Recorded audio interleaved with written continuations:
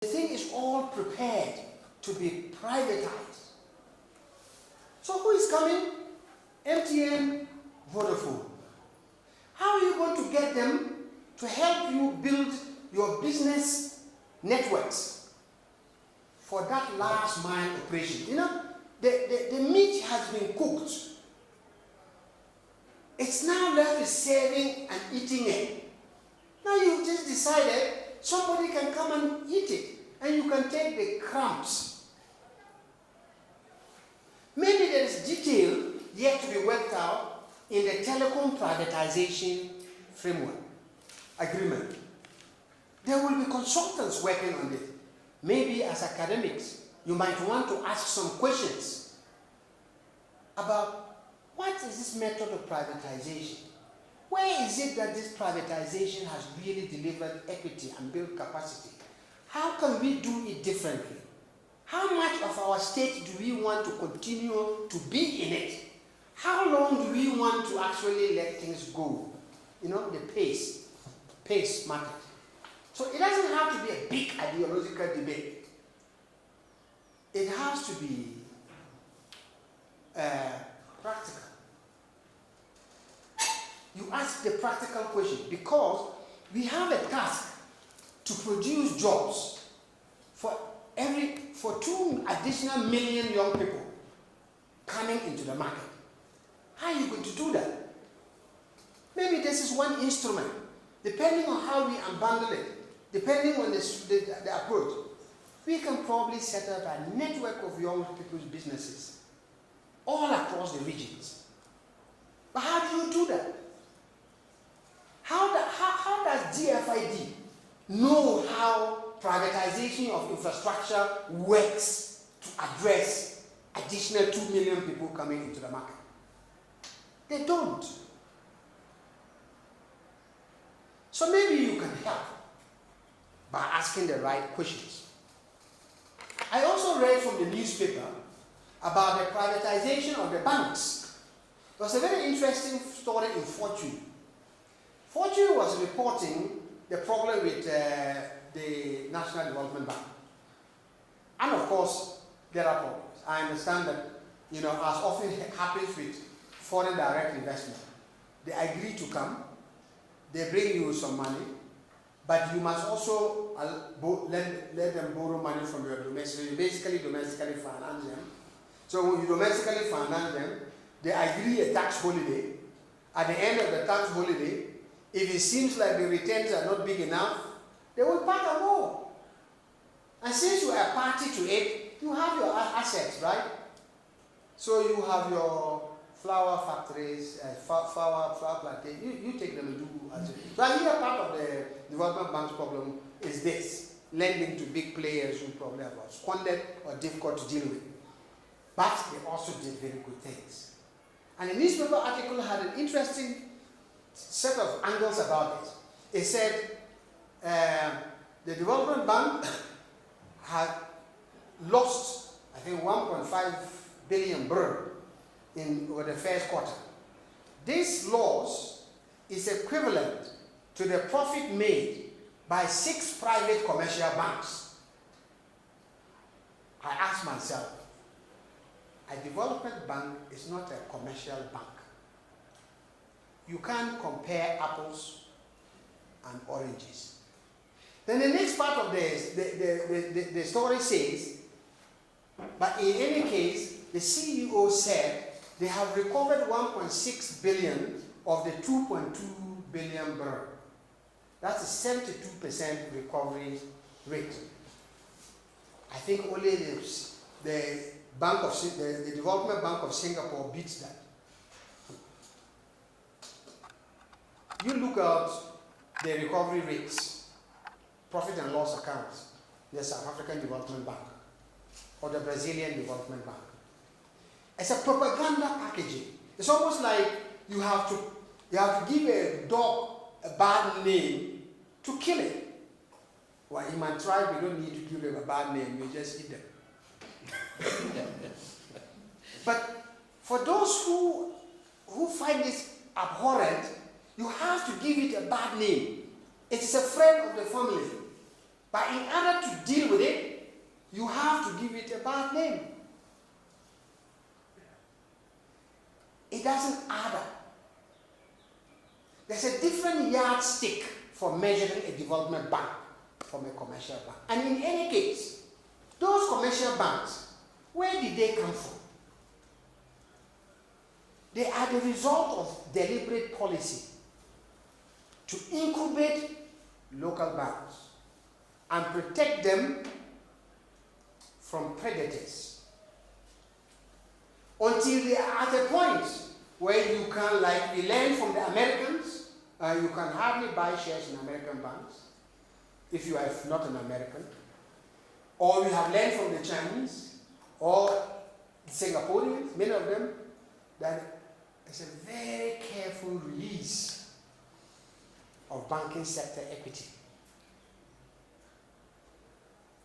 I read a McKinsey report recently which said Africa is the fastest, second fastest, hottest financial sector market in the world, second to Latin America. Why? Because the rate of return from the banking sector, retail banking in particular, is well over 15%. I mean, there's no business, not even the lottery that happens in Wall Street gives you such a return. And so there's a hunger to acquire.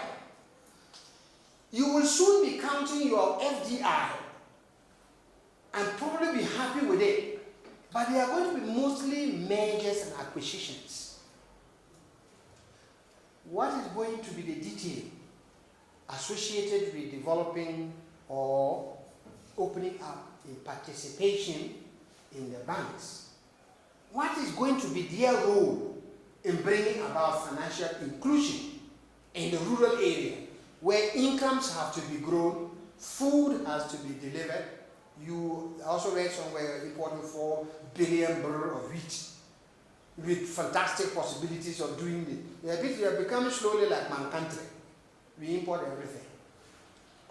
Okay, so what's going to be the role of the financial sector in creating financial inclusion in order to create this bottom-up development with the possibility of unleashing job opportunities and creating both the consumption surpluses and the goods surpluses that feed into the non-agricultural sector of the economy? How? Are you going to measure only in terms of the profits made? Talking about banking profits. As I said, the last time I was here, I was talking about illicit financial flows. Strangely, Ethiopia's illicit financial flows are growing. You know where the channel in which it is going? It is exports. The under-invoicing of exports and the over-invoicing of imports by your flour companies, by your big companies. We can share the data. I was surprised. Now you add the banking sector. When you open it, you say you are going to open it to the Ethiopian diaspora, which is fine, they're Ethiopians. But how am I to know that the Ethiopian diaspora is not a front for Citibank? And therefore, what my real client is, and my exposure in the end, is Citibank. How will I know, unless I ask questions, that this is not a backdoor way of transferring our banks to Citibank? Okay, so I am saying too much. There's a lot more to say.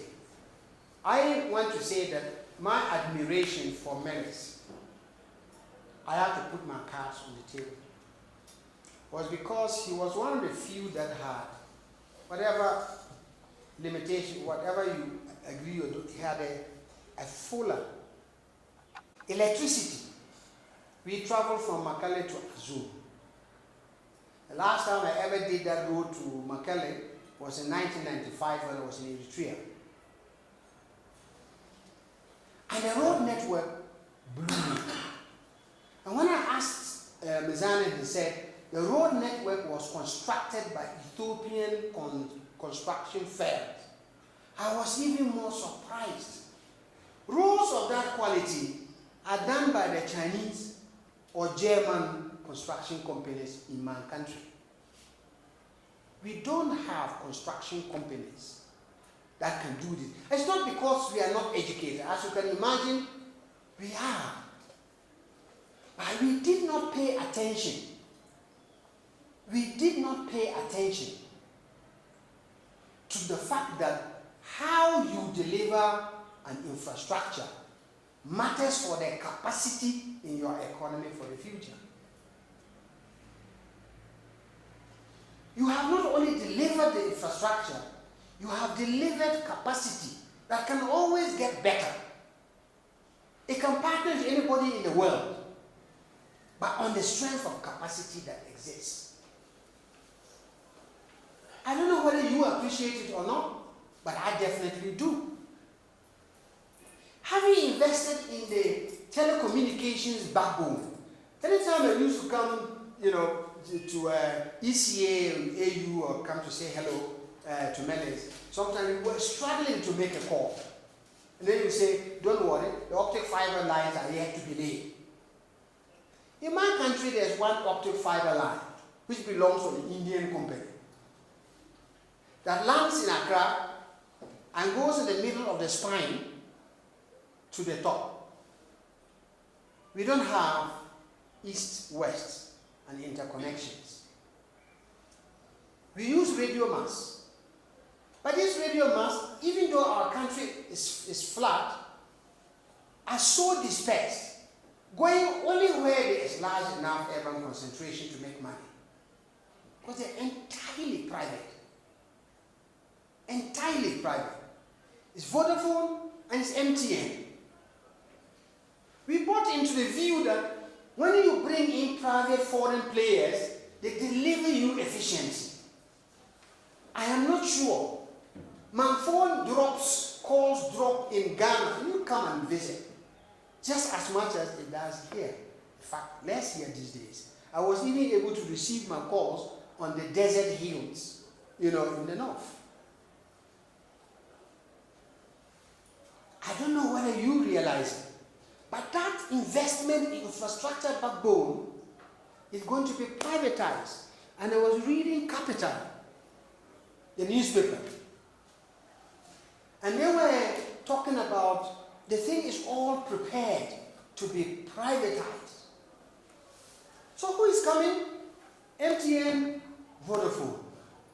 How are you going to get them to help you build your business networks for that last mile operation?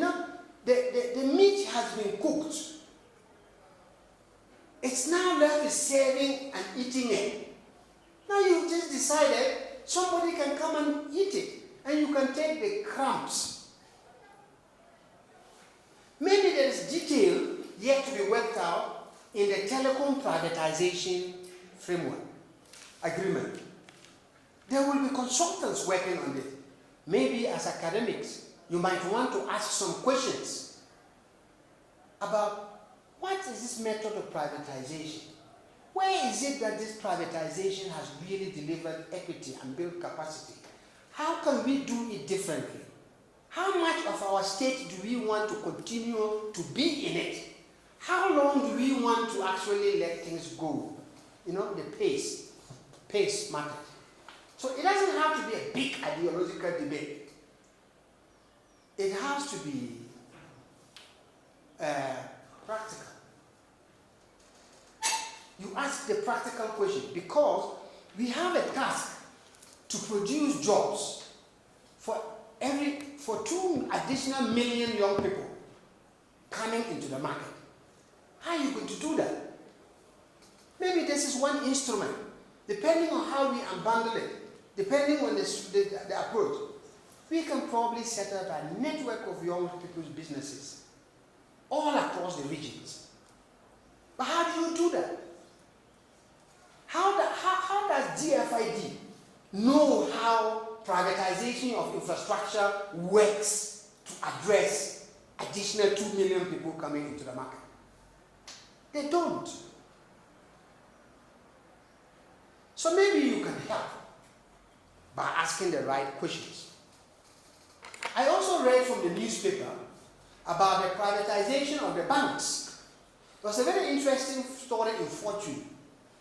Fortune was reporting the problem with the National Development Bank. And of course, there are problems. I understand that, as often happens with foreign direct investment, they agree to come, they bring you some money, but you must also let them borrow money from your domestic. You basically domestically finance them. So when you domestically finance them, they agree a tax holiday. At the end of the tax holiday, if it seems like the returns are not big enough, they will pack and go. And since you are a party to it, you have your assets, right? So you have your flower factories, flower plantations, you take them and do as it. So I hear part of the development bank's problem is this, lending to big players who probably are squandered or difficult to deal with. But they also did very good things. And the newspaper article had an interesting set of angles about it. It said the development bank had lost, I think, 1.5 billion birr over the first quarter. This loss is equivalent to the profit made by 6 private commercial banks. I asked myself, a development bank is not a commercial bank.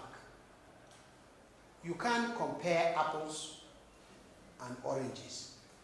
Then the next part of the story says, but in any case, the CEO said they have recovered 1.6 billion of the 2.2 billion birr. That's a 72% recovery rate. I think only the Development Bank of Singapore beats that. You look at the recovery rates, profit and loss accounts, the South African Development Bank or the Brazilian Development Bank. It's a propaganda packaging. It's almost like you have to give a dog a bad name to kill it. Well, in my tribe, you don't need to give them a bad name, you just eat them. But for those who find this abhorrent, you have to give it a bad name. It is a friend of the family. But in order to deal with it, you have to give it a bad name. It doesn't add up. There's a different yardstick for measuring a development bank from a commercial bank. And in any case, those commercial banks, where did they come from? They are the result of deliberate policy to incubate local banks and protect them from predators until they are at a point where you can, like we learned from the Americans, you can hardly buy shares in American banks if you are not an American, or we have learned from the Chinese or the Singaporeans, many of them, that it's a very careful release of banking sector equity. I read a McKinsey report recently which said Africa is the second fastest, hottest financial sector market in the world, second to Latin America. Why? Because the rate of return from the banking sector, retail banking in particular, is well over 15%. I mean, there's no business, not even the lottery that happens in Wall Street gives you such a return. And so there's a hunger to acquire. You will soon be counting your FDI and probably be happy with it. But they are going to be mostly mergers and acquisitions. What is going to be the detail associated with developing or opening up a participation in the banks. What is going to be their role in bringing about financial inclusion in the rural area where incomes have to be grown, food has to be delivered? You also read somewhere importing 4 billion barrels of wheat with fantastic possibilities of doing it. We are becoming slowly like man country. We import everything. Okay, so what's going to be the role of the financial sector in creating financial inclusion in order to create this bottom-up development with the possibility of unleashing job opportunities and creating both the consumption surpluses and the goods surpluses that feed into the non-agricultural sector of the economy? How? Are you going to measure only in terms of the profits made? Talking about banking profits. As I said, the last time I was here, I was talking about illicit financial flows. Strangely, Ethiopia's illicit financial flows are growing. You know where the channel in which it is going? It is exports. The under-invoicing of exports and the over-invoicing of imports. By your flour companies, by your big companies, we can share the data. I was surprised. Now you add the banking sector. When you open it, you say you are going to open it to the Ethiopian diaspora, which is fine, they're Ethiopians. But how am I to know that the Ethiopian diaspora is not a front for Citibank? And therefore, what my real client is, and my exposure in the end, is Citibank. How will I know, unless I ask questions, that this is not a backdoor way of transferring our banks to Citibank? Okay, so I am saying too much. There's a lot more to say.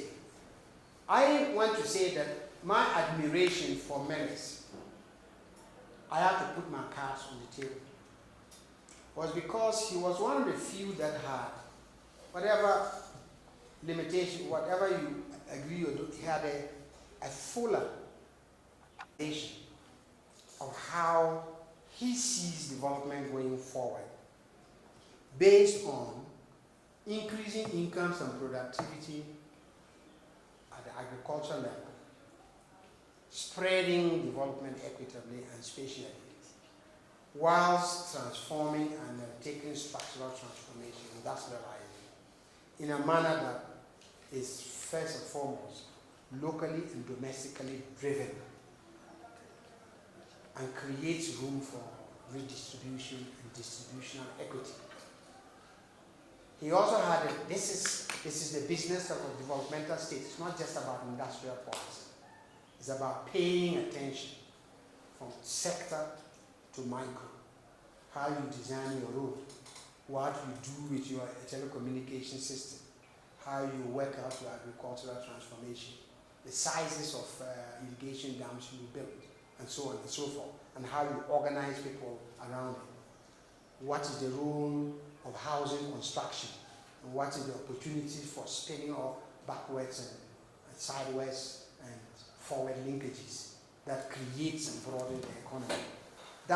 It's that detailed thinking coming down, but based on the urban working class, the rural farmer, being the source of modernization. That's the view of the developmental state. The other side of it, this naturally leads to political transformation, because you cannot have wealthier, organized, informed rural people that don't demand a fair share of public policy and eventually move you on.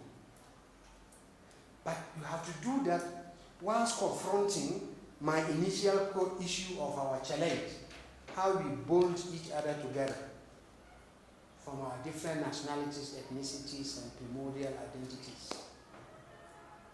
so that we may agree, disagree, but we are building a nation. I I was also shocked to hear that there were parts of Ethiopia I can't go because I'm going around looking at farms so I can broaden some ideas about how farms work. I can't go some places, I was told, and I was very surprised because there are insecurities and there are ethnic tensions made and so on. You have to stop this. And you can't stop it unless you connect the process of developing the economy with its spatial distributional dimensions and it being rooted in nationals. Once you let those go, I pray that you don't let it go. You are too big and too complex. Ghana is small. We can deal with each other and recover. You are too big. Thank you.